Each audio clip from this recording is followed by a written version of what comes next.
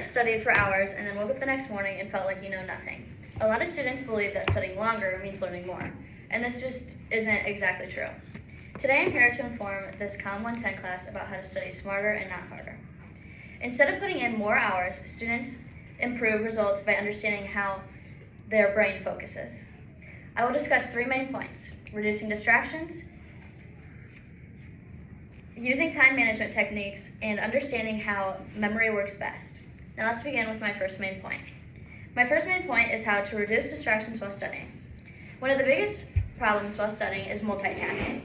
A lot of people want to look at their phones, watch videos while they're studying, or do 5 million other different things. Research shows that multitasking reduces your focus and memory. According to a study conducted by Stanford University, people who multitask perform worse at different things that involve memory. The study found that switching between tasks weakens your concentration and makes it harder for the brain to store the information you're learning. A simple way to stop these distractions would be to put your phone in a different room. This way, the temptation to check notifications doesn't affect you or break your concentration. The American Psychological Association explains that even small interruptions, like a text message, can reduce your productivity and increase the time it takes to finish what you're supposed to be working on. Creating a quiet environment leads you to focus on the task on hand, and it will help your brain fully process the information. By limiting these distractions, students give themselves a better chance to concentrate and remember what they are actually studying for. I have just discussed my first main point, reducing distractions while studying. Now let's move on to the second one. My second main point is using strong time management skills.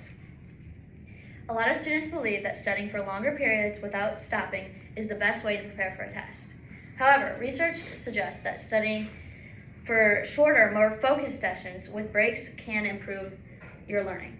According to a study conducted at the University of Illinois, short mental breaks during long periods of concentration helps rebuild that attention, and it can improve your focus. Breaks allow your brain to recharge, making it easier to stay engaged when returning to the work you're doing. A helpful technique with this would be setting timers. So say you set a timer for 30 minutes, and then you work really hard during that time and you don't stop. Then when that timer goes off, you set another 5-minute timer where you just take a break. You don't look at anything that you're supposed to be studying, and this really just helps with staying engaged and keeping your mind fresh. And then it won't lead to burnout. Like if you study for multiple hours on end without doing anything else, you just feel like terrible. So also, if you're doing assignments or a task while the material is still fresh in your mind, then you're more likely to retain it. Research from Duke University shows that reviewing something quite quickly after learning it strengthens your long-term memory. By managing study time and taking these shorter breaks, students can be sure to stay focused and retain more information over time. I've just discussed my second main point, using strong time management techniques. Now, my third and final main point is understanding how your memory truly works best. It's important to know that everybody's brains work differently, but one of the things that aren't different is that the way you concentrate. Well, our brains follow natural like rhythms, and these rhythms are called circadian rhythms, which actually influence when people feel most alert or tired. A report by the National Sleep Foundation says that cognitive performance depends on these circadian rhythms.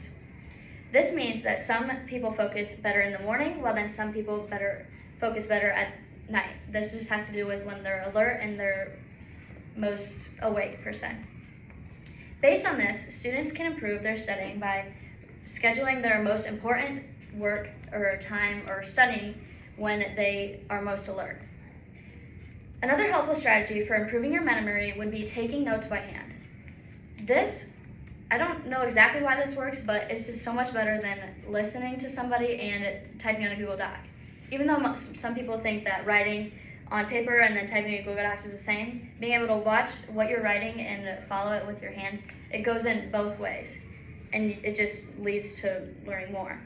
In fact, the research at Princeton University's Writing Center shows that writing notes actually helps people better learn the information and keep it in their minds.